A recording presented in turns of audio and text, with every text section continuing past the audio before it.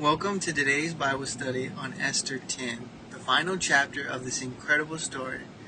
Though it's brief, its message is profound. It reminds us that God's serenity and how He uses ordinary people to accomplish extraordinary purposes. Let's reflect on how the story concludes with the restoration, honor, and legacy that points us back to God's faithfulness. Now, when we're going over the Bible study, the book of Esther closes not with dramatic battles but tearful speeches, but with a quiet and powerful reminder of God's providence. The empire of Persia was vast, stretching from India to Ethiopia. King Xerxes sat on the throne, ruling over millions.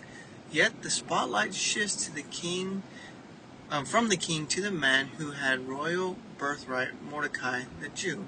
Mordecai, once forgotten servant at the king's gate, is now second in command to Xerxes.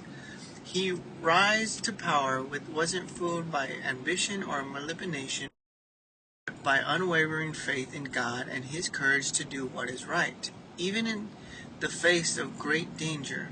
Under Mordecai's leadership, the Jewish people found peace and prosperity. The fear that once gripped their hearts had been replaced with joy. Mordecai's story wasn't just about his own rise to power, it was about restoration of the entire people.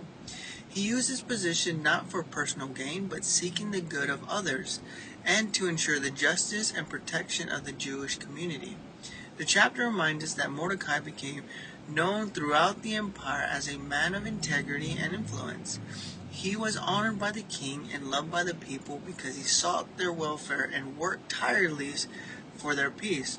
And so the book of Esther ends not with grandeur or explosive power, but with a quiet assurance that God's purpose had been fulfilled. Mordecai's legacy, like Esther's, encourages us and reminds us that the faithfulness in small things can lead to extraordinary outcomes.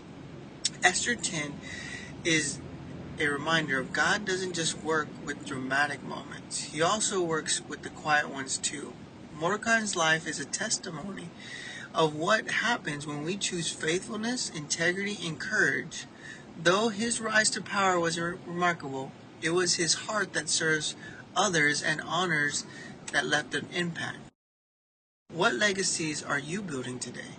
How are you using influence, no matter how big or small, to honor God and bless others? Like Mordecai, we are called to seek God of those around us and to live in a way that reflects God's love and justice. As we close the story of Esther, take a moment to reflect on the legacy you're creating. Are you living in a way that seeks God of others? Are you trusting God to use you in your life for a greater purpose? This week, let's focus on the faithfulness of the little things, trusting that God is working behind the scenes in ways we can't see. Share this message with someone who needs encouragement, and let the commitment to living lives with integrity, just like Mordecai. Thanks for joining. In closing, the journey through the book of Esther. Remember, no matter where you are or what you're facing, God is always at work. Like Esther and Mordecai, you are a part of his greater story. Stay faithful, seek the good of others, and trust in his plan. See you next time. Have a blessed day.